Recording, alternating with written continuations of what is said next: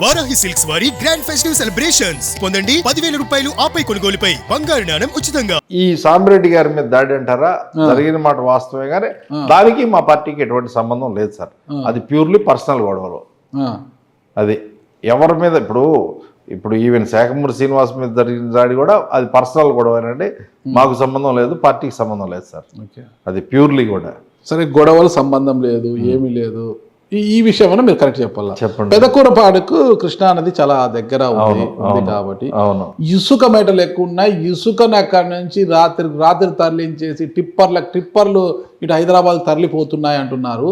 మీరు గత 1.5 yearగా మా ప్రభుత్వం వచ్చిన తర్వాత మా కాన్స్టిట్యూన్సీలో ఏం జరుగుతుంది అనేది మీరు ఎంక్వైరీ చేసుకోండి. ఓకే, ఇసుక రీచ్లు రావడానికి 5 రీచ్లు ఒక టెండర్ విధానం ద్వారా కాంట్రాక్టర్ పాడుకున్నమాట వాస్తవం. కానీ 5 రీచ్లు నడిచిన సందర్భం లేదండి. ఒక రీచ్తో అతను చేసుకోగలిగాడు. అతనికి లాస్ వచ్చిందని చేతులు ఎత్తేసి వెళ్ళే పరిస్థితి హైదరాబాద్ తరలించే పరిస్థితులు లేవండి. ఎక్కడా కూడా లేవండి. అటువంటి జరిగింది లేదు. ఆ ఇసుకకి సంబంధించి టెండర్ ఎవరైతే కాంట్రాక్టర్ వేసుకున్నాడో అతను చేసుకున్నాడు, కానీ దానికి మాకు ఎటువంటి సంబంధం లేదు. నాకు కానీ ఇసుక ఫ్రీ కదా, మళ్ళీ టెండర్ ఏంటి? టెండర్ విధానంలో ఫ్రీ అయినా కూడా టెండర్ వేసి టెండర్ విధానంలో ఆ ఇసుకని సప్లై చేయాల్సిన విధానం ఉంటుందండి. అంటే అది లోడ్ చేయాలి కదండి, లిఫ్ట్ చేసేందుకు లోడింగ్ చార్జెస్, లేబర్ ఉంటాయి కదండి, అట్లా ఉంటుంది సార్. ఓకే, అది దాని గురించి నాకు పూర్తిగా తెలియదు. టెండర్ పాడుకొని 270 రూపాయలు ఏదో గవర్నమెంట్ డిసైడ్ చేసింది. ఆ 270 రూపాయలకి ఇవ్వాలని చెప్తుంటారు, అట్లా ఇస్తుంటారండి. మీ దారిలోకి నేను వస్తా. ఓకే, మరి అసెంబ్లీలో ప్రమాణం చేశారు కదా, భాష్యం ప్రవీణను నేను ఏమే అని చెప్పారు కదా, అలాగే ప్రమాణం చేసి ఇసుక తరలింపులోను, ఓకేనా, ఇసుక తరలింపులోను ఈద సాంబరెడ్డిపై శాఖమూరి శ్రీనివాస్ పై జరిగిన దాడిలోను భాష్యం ప్రవీణను నాకు సంబంధమే లేదు అని ప్రమాణం చేయగలుగుతారా? భాష్యం ప్రవీణ్ అనే నేను నాకు గాని నీ ఎక్కడైనా ఇసుక సంబంధించిన వారితో నా కాన్స్టిట్యున్సీకి సంబంధించి ఎక్కడ అక్రమ రవాణా అనేది జరగలేదు అని నేను చెప్తున్నాను. మానవుల అక్రమ రవాణా, ఏ అక్రమ రవాణా? ఇసుక అక్రమ రవాణా ఎక్కడా జరగలేదండి. యాజ్ పర్ టెండర్ విధానంలో మాత్రమే జరిగిందని నేను చెప్తున్నానండి. మళ్ళా గుర్తి చెప్తున్నాను. ఓకే, అలాగే చెప్పండి. దాడులకు సంబంధించి నాకు కూడా ఎలాంటి సంబంధం లేదు. దాడులకు సంబంధించి నాకు అసలు తెలియని కూడా తెలియదండి. సాంబరెడ్డి అనే వ్యక్తి మీద దాడి జరుగుతున్న విషయం నాకు తెలియదండి. ఆ రోజు నేను అసెంబ్లీ సమావేశాల్లో ఉన్నాను. అసెంబ్లీ సమావేశాల్లో నుంచి బయటకు వచ్చిన తర్వాత నేను ఫోన్ ఆఫ్లో ఉంది, ఫోన్ ఆన్ చేస్తే కంటిన్యూగా ఫోన్లు వచ్చినాయండి. నిజంగా కూడా నాకు తెలియదండి. సినిమాలో పెద్ద విలన్ ఉంటాడండి సార్. ఆ విలన్ ఏం చేస్తాడు? ఎక్కడో పార్టీ పని చేసే వాళ్ళంతా ఎవరు చేస్తారు? విలన్ డైరెక్ట్ పోయి పొడసాడు కదా, ఇట్లా గన్ను తీసుకొని ఫైనల్ గా విలన్ వస్తాడు. కానీ ఇక్కడ వాళ్ళ అనుయాయులు ఉంటారు కదా, వాళ్ళు పోయి చేసే కార్యక్రమం చేసి ఫోన్లో ఎలా పని అయిపోయింది సార్, మొత్తం ఓకే రైట్ వచ్చేసి నేను చూసుకుంటాను. నా ఫోన్ ఆఫ్ లో ఉంది సార్. అసెంబ్లీ సమావేశాల్లో ఉంటాను, నా ఫోన్ ఆఫ్ లో ఉంది. నాకు ఆ విషయం తెలియని కూడా తెలియదు. అయిపోయిన తర్వాత నాకు పోలీసులు తెలియజేశారు ఇట్లా జరిగిందండి ఇన్సిడెంట్. మీరేం చేశారు ఇప్పుడు? ఏమంటే వాళ్ళ పని వాళ్ళు చేసుకుంటారని చెప్పాను. ఏం చెప్పాను?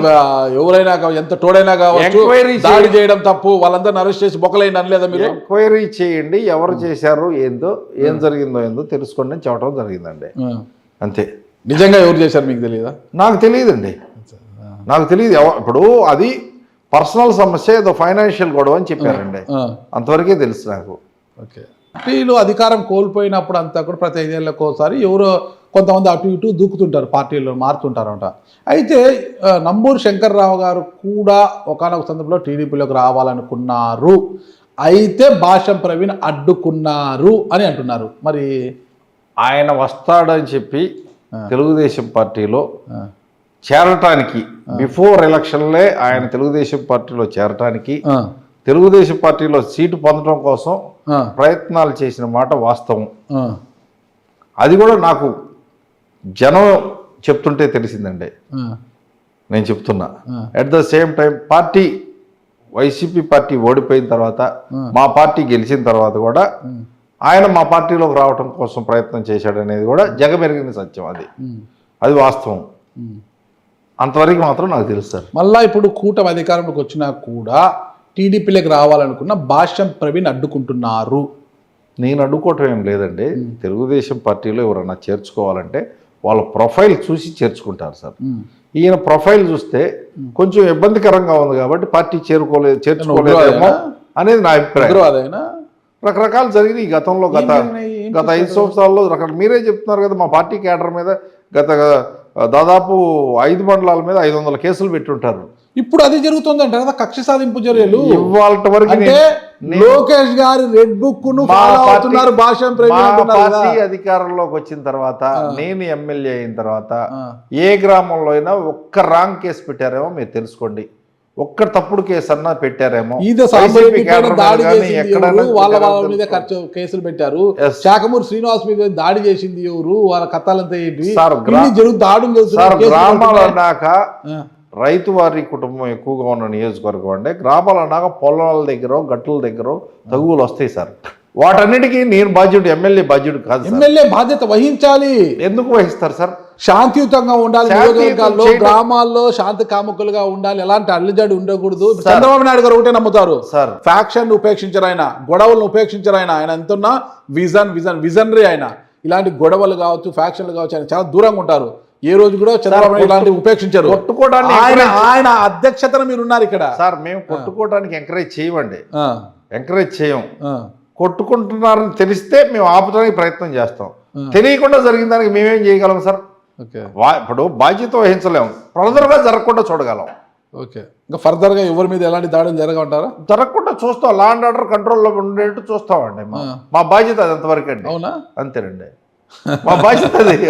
అంటే ఇసుక ఎప్పటికప్పుడు తరలిపోతుంటే ఇసుక మేటల వైపు కావచ్చు, ఇసుక రీచుల వైపు మైనింగ్ అధికారులు కన్నెత్తి చూడడానికి కూడా భయపడుతున్నారు.